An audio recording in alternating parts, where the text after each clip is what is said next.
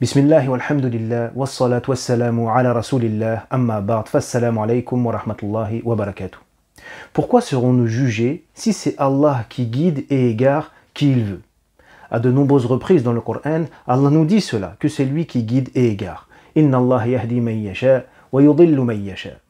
Mais certains comprennent mal cette affirmation et pensent que Allah guide et égare comme ça, de façon aléatoire, sans critères, sans fondement.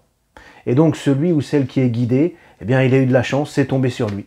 Celui ou celle qui est égaré, il n'a pas eu de chance, comme on dit, il a tiré le mauvais numéro, et tant pis pour lui, il est égaré.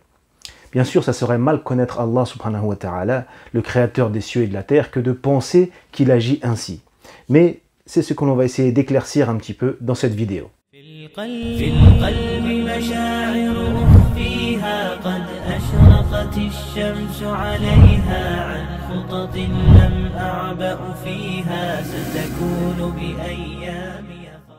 Si c'est Allah qui guide et égare qui il veut comme il veut, alors pourquoi serions-nous jugés? Et à quoi bon œuvrer, puisque nous n'avons qu'à attendre la sentence décidée par Allah subhanahu wa ta'ala? Face à cette problématique, certains ont avancé une hypothèse, qui est que le pronom sujet de vouloir, dans l'expression « Inna Allah yahdi man yasha wa yudillu man yasha », donc le sujet de vouloir ne reviendrait pas à Allah subhanahu wa ta'ala, mais à la personne guidée ou égarée. Et dans ces cas-là, on traduirait par « Allah guide qui veut être guidé et égare qui veut être égaré ». Mais le problème, c'est que cette hypothèse, elle ne tient pas la route, parce que dans d'autres versets, Allah nous dit clairement que c'est lui qui guide ou qui égare. Il nous dit « A'udhu billahi minash shaytanir rajim wa man yasha'illahu yudlilhu » celui que Allah veut, il l'égare. Et ici, Allah est bien le sujet. « Aturiduna an tahdu man adallallahu » voulez-vous guider ceux que Allah égare? Donc ici, il ne fait aucun doute que c'est bien Allah qui fait l'action de guider ou d'égarer. Et cette explication occulterait le fait que tout ce qui se passe dans cet univers est sous la volonté d'Allah subhanahu wa ta'ala, le bien comme le mal. Parce que Allah a deux types de volonté. Al-iradatu takwiniya, c'est-à-dire le fait que sa volonté créatrice, si vous voulez. C'est-à-dire que tout ce qui se passe, c'est la volonté d'Allah subhanahu wa ta'ala. Mais oui, sinon, cela voudrait dire qu'il se passe des choses qu'Allah n'a pas voulu. Et donc il y aurait une autre volonté supérieure à la sienne. Évidemment, c'est impossible. Le bien, le mal, Allah l'a voulu. Et dans sa sagesse infinie et sa science infinie, il sait pourquoi le bien et le mal existent. Et il y a sa volonté at-tashri'iyya, qui est sa volonté dans le sens ce qu'il aime voir ses serviteurs faire, ce qu'il aime se voir réaliser, et ce qu'il évidemment agrée et rétribue par une récompense. Ça n'est évidemment que le bien. Il y a donc une autre explication. Mais avant de continuer, j'aimerais aborder un point méthodologique. Lorsque l'on s'intéresse à un point particulier, un hukm tafsili, comme on dit, il est très important de respecter une méthodologie. Sinon, on s'expose à de grosses erreurs de compréhension et on risque d'adhérer à des avis qui vont à l'encontre de ce que dit la charia réellement. Cette méthodologie est de connaître d'abord, de s'intéresser d'abord à la vision globale islamique du grand domaine auquel appartient ce point en particulier. Pour ainsi connaître les fondements et les grandes règles, al-ahkam al-kulliya, qui encadrent ce point particulier. Par exemple, prenons un exemple qui n'a rien à voir avec notre sujet d'aujourd'hui. Si l'on s'intéresse aux droits et aux devoirs de l'époux vis-à-vis de son épouse en islam, eh bien avant d'aller s'intéresser à ce point particulier et aller chercher les preuves, les dalils qui parlent de cela, il faut déjà bien connaître le cadre général, la vision globale islamique du mariage et de la famille en islam. Une fois que l'on connaît bien ces grands fondements et ces grandes règles qui encadrent ce point particulier, alors on peut aller chercher les dalils qui parlent de cela et on les comprendra comme il le faut dans le cadre qu'il convient. Cela parce que si notre compréhension d'un verset, d'un hadith, va à l'encontre de ces grandes règles générales et de ces fondements, cela veut dire que notre compréhension est fausse et erronée et que c'est autrement qu'il faut le comprendre.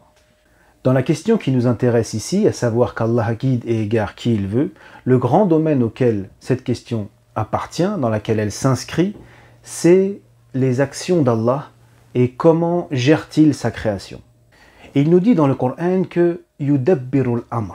إن ربكم الله الذي خلق السماوات والأرض في 6 أيام ثم استوى على العرش يدبر الأمر الله الذي رفع السماوات بغير عمد ترونها ثم استوى على العرش وسخر الشمس والقمر كل يجري لأجل مسمى يدبر الأمر يفصل الآيات لعلكم بلقاء ربكم توقنون.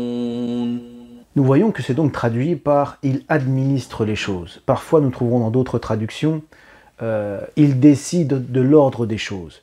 Et justement, administrer, c'est exactement agir, non pas de façon anarchique et aléatoire, mais agir en fonction de critères, en fonction de fondements et avec un objectif. Chercher à réaliser un objectif par le biais de nos actions. Et si nous regardons dans le dictionnaire de référence de la langue arabe, Lisan al-Arab, cette expression dabbar al-amr ou yudabbir al-amr, elle est expliquée ainsi, c'est exactement la même chose. Nadara fi aqibatihi. Regardez les conséquences de ce que l'on fait. An tandura ila ma ta'ulu ilayhi aqibatuhu.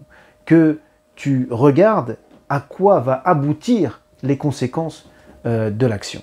Et donc administrer, c'est bien ça, c'est agir avec réflexion, avec méthode, avec un objectif réalisé.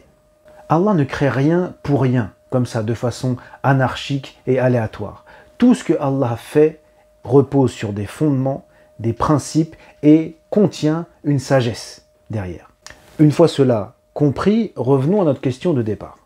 Lorsqu'Allah dit qu'il guide et égare comme il veut, ce n'est pas comme ça de façon aléatoire et anarchique. En fait, dans le Coran, il nous dit qu'il y a des profils de personnes qu'il ne guide pas. Et notamment celle qui revient le plus souvent, al-zalimun. Inna Allah la yahdi al-zalimin. Allah ne guide pas les injustes. Ensuite vient aussi al-fasiqun. Inna Allah la yahdi al-fasiqin. Les pervers, ceux qui aiment le mal et aiment la transgression. Et il nous dit Inna Allah la yahdi al-kafirin, ceux qui refusent la vérité.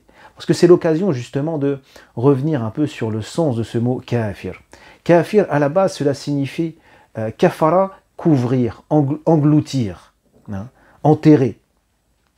D'ailleurs, c'est pour ça que le mot kuffar désigne aussi parfois cultivateur, car un cultivateur, il va enfouir la graine dans la terre. Il y a d'ailleurs un verset dans Surat At-Tawbah dans lequel Allah nous utilise le mot kuffar dans le sens de cultivateur. Comme une pluie dont la végétation plaît, émerveille aux cultivateurs. Ici, al-kuffar, ce n'est pas les non-musulmans, mais c'est les cultivateurs. Et donc le kafir, c'est celui à qui on présente la vérité et qui la refuse. Il ne veut pas y adhérer.